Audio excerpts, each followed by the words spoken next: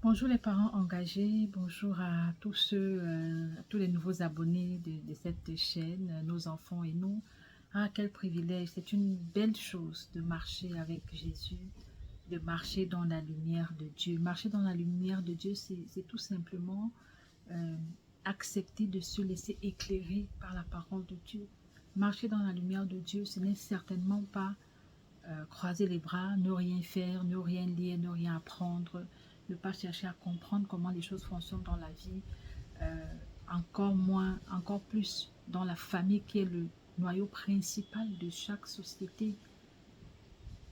Non, marcher avec Dieu, c'est se laisser éclairer parce que la Bible est le livre par excellence qui nous révèle la pensée de Dieu et qui nous aide à trouver les clés. C'est un livre plein de clés qui nous aide à trouver les clés de comment, pour savoir comment marcher dans ce monde. Je fais cette vidéo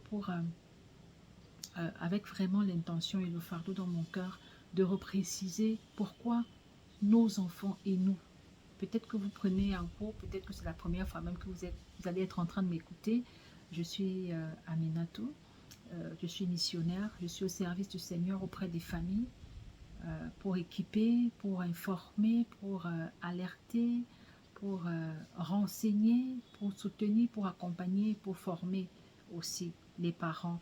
Cela ne veut certainement pas dire que je suis un parent ou une mère, si vous préférez, parfaite. Ça n'a rien à voir avec ça. Je fais mon chemin de mère jour après jour. D'ailleurs, son chemin de mère, on ne l'aboutit pas. On le fait, on le, on le construit au jour le jour.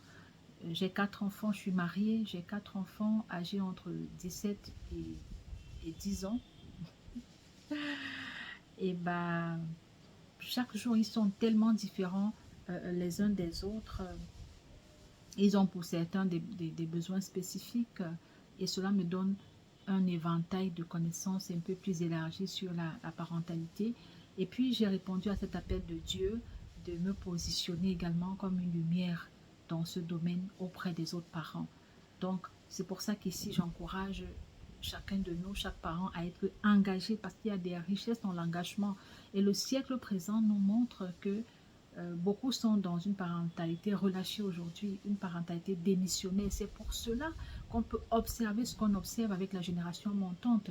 Les enfants d'aujourd'hui qui présentent tous ces caractères effrayants, je dis bien effrayants parce que à moins, quand vous sortez de votre cocon chez vous là-bas en famille et que vous mettez à regarder, à observer ce qui se passe, ok, ce qui se passe dans la rue, ce qui se passe dans les établissements scolaires, ce qui se passe dans d'autres familles, il y a une odeur effrayante qui monte. C'est à se demander où est-ce qu'on va et quel monde, vers quel monde est-ce qu'on se dirige. Mais il n'y a rien de nouveau sous le soleil.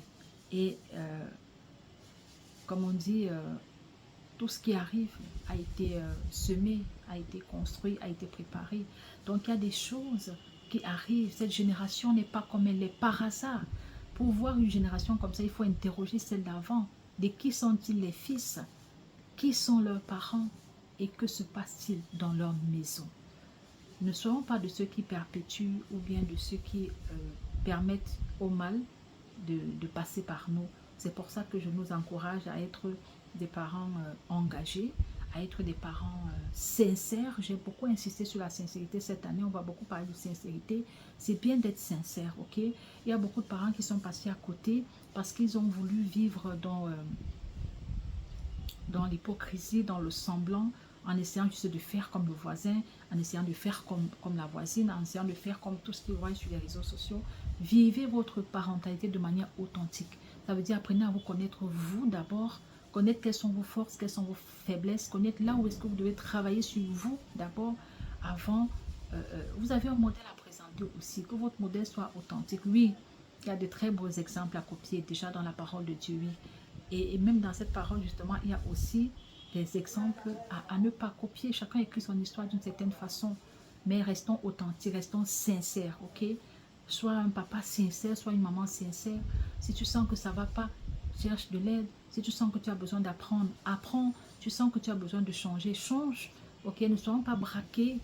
On n'est jamais arrivé, on apprend tous les jours. C'est ce que je fais. C'est ce qui me permet même de vous apporter ce que je vous apporte. C'est que je suis sans cesse en train de me réactualiser. Je suis sans cesse en train de me remettre en question. Et je prends le temps d'écouter aussi mes enfants, de savoir ce qu'ils pensent de moi, ce qu'ils pensent de nous, et de pouvoir travailler sur ce sur quoi il faut travailler. Donc, j'encourage une parentalité sincère. J'encourage une parentalité intentionnelle. J'insiste beaucoup sur cela aussi. Cette année, soyons intentionnels. Ne soyons pas là à la merci des événements, à la merci des situations. Ok, tant pis, c'est comme ça que la société est maintenant. J'y vais, je me laisse aller. Non, non. Nous avons la possibilité de choisir le modèle de famille que nous voulons bâtir et de nous y mettre à fond pour que cela advienne. N'advienne pas que pourra, non. Advienne ce que l'on aura cherché à bâtir de manière intentionnelle. Oui, je suis d'accord qu'on peut prendre certaines mesures, on peut faire certaines choses et que finalement, on ait un résultat biaisé. Ça, c'est une possibilité.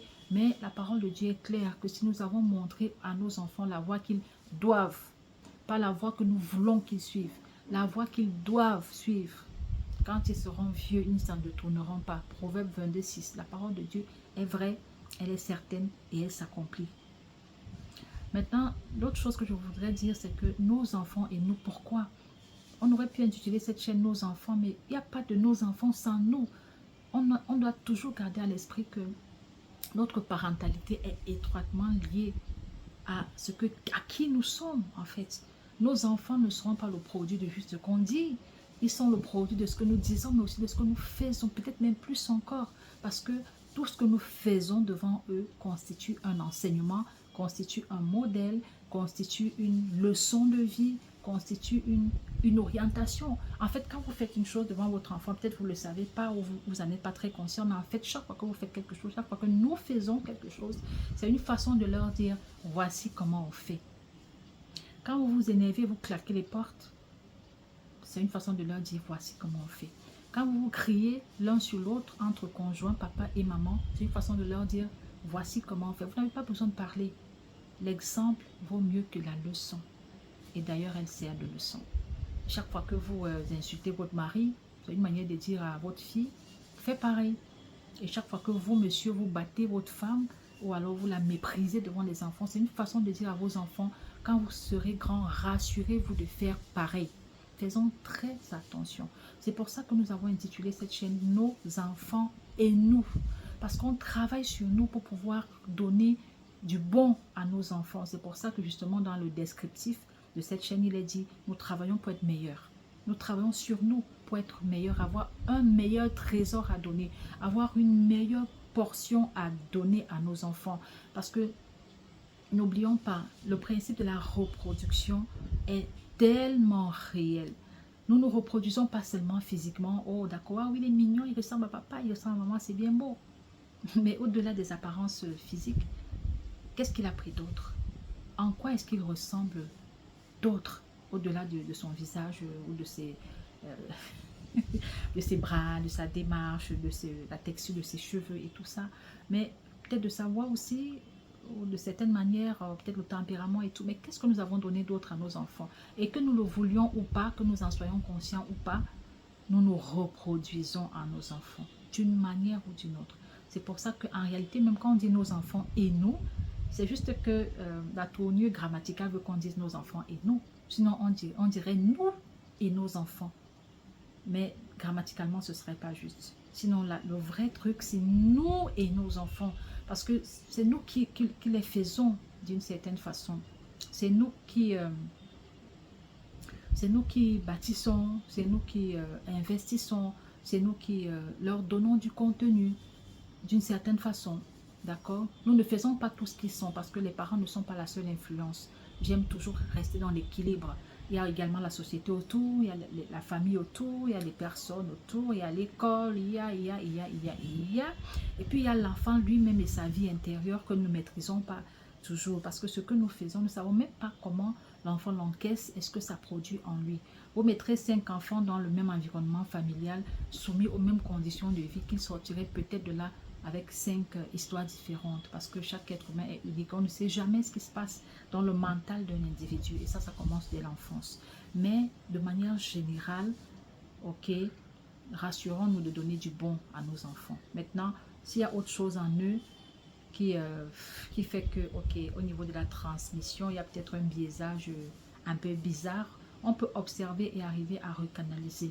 Mais rassurons-nous qu'à notre niveau, ce que nous avons donné, ce que nous avons offert, d'accord, n'est pas du lait frelaté. C'est quelque chose de bon, de sain, de pur, de vrai, d'authentique, de bien en fait, de bien. Et tout ce que nous pouvons offrir de bien, la parole de Dieu nous éclaire dessus, nous inspire. C'est un livre tellement inspirant. La Bible est explosivement inspirante, exponentiellement inspirante. Ce n'est pas par radicalisme religieux on invoque ici, ou alors qu'on convoque ici la Bible. Non, c'est parce que c'est inspirant pour un père, une mère, une famille. Dieu est l'auteur de la famille, ne l'oublions jamais. Ce n'est pas la société qui a créé le mariage, ce n'est pas la société qui a créé le concept famille. Cela nous vient du Dieu. Il est en fait le Dieu de la famille. Il est le Dieu initiateur du concept famille. C'est pour ça qu'il est tout simplement naturellement bon de retourner à lui pour avoir les clés. Donc, et nous sommes là justement pour nous aider, hein, ok, vous et nous également, à pouvoir retrouver ces clés. Nos enfants et nous travaillons sur nous pour leur offrir le meilleur. Nous travaillons sur nous pour être de meilleurs exemples. Nous travaillons sur nous pour leur montrer le chemin qu'ils doivent suivre. J'insiste beaucoup sur le doivent. Nous travaillons sur nous, ok, pour mieux vivre notre parentalité. Parce que quand nos enfants viennent également avec qui ils sont, s'ils trouvent que nous-mêmes nous avons des problèmes, nous aurons du mal même parfois à accepter qui ils sont. Ça fera l'objet d'une autre capsule. Parce qu'il y a des parents qui souffrent parce qu'ils n'acceptent pas qui sont leurs enfants. Et ça, c'est un autre pan sur lequel il faut travailler. Ok, la parentalité nous expose à un certain travail sur nous en fait. Et si on n'accepte pas de le faire, c'est compliqué. On va reproduire des modèles assez bizarres et pas très intéressants et pas inspirants pour nos enfants. Du moment que nous avons choisi d'être parents ou alors que nous le sommes devenus, choisis ou pas, on va devoir être intentionnel, on va devoir être engagé, on va devoir y mettre du nous, pas comme si c'était une corvée, pas comme si c'était le ciel qui nous tombe sur la tête. Non, simplement on va prendre un jour à la fois avec intentionnalité, en pensant au moins notre parentalité, quel est le modèle que je veux impliquer, que je veux implémenter, où est-ce que je vais, où est-ce que j'amène mes enfants, qu'est-ce que je veux qu'ils soient, qu'ils deviennent, avoir au moins une idée là-dessus et se dire quels sont les moyens que je me donne pour ça. C'est de ça qu'il s'agit en fait. Je pense que dans d'autres capsules, je pourrais peut-être revenir encore, certainement revenir sur les détails de tout ceci et nous apporter davantage d'éclairage. Mais je voulais aujourd'hui qu'on soit conscient que nos enfants et nous, ce n'est pas une formule vide, hein. C'est vraiment pour que nous soyons conscients de devoir travailler sur nous et pour offrir le meilleur, ok, pour être de meilleurs modèles. Que Dieu vous bénisse. Merci vraiment d'être là. Merci de faire ce voyage, ce parcours avec nous. Nous continuerons avec les capsules pendant un certain temps, le temps de mieux nous préparer pour la transition dont je vous parlais dans la dernière vidéo. Vraiment, soyez bénis et soyez encouragés dans votre rôle de parent. Ce n'est pas toujours évident, mais ce n'est pas la mer à boire non plus. Quand on sait poser les bons dés, pousser les bons pions, poser les bons actes, les bons gestes, les bonnes paroles, quand on reste positif également avec ses enfants, on transmettra des choses intéressantes et positives. Et en plus, si on ajoute à cela la prière, ok, parce qu'il y a une dimension qui nous échappe, et dans cette dimension qui nous échappe, Dieu répond, Dieu est là en fait, et il est l'inspirateur par excellence de comment gérer nos enfants, que lui maîtrise, que nous ne maîtrisons pas. C'est ça qui est intéressant dans la parentalité avec Dieu, c'est qu'en fait, il y a des choses que nous ne maîtrisons pas, et lui, il maîtrise tout, donc il est là pour nous éclairer et nous amener là où nous n'imaginons pas que nous pouvons aller. C'est en fait ça. Bon, on va en parler encore prochainement pour que la vidéo ne soit pas trop longue. Vraiment, je pense que j'ai même déjà tellement dépassé la limite que je m'étais fixée. Alors, je m'arrête là et je vous dis merci encore et merci de rester connecté sur nos enfants et nous, de partager autour de vous pour aider un parent ici ou là. À bientôt, par la grâce de Dieu.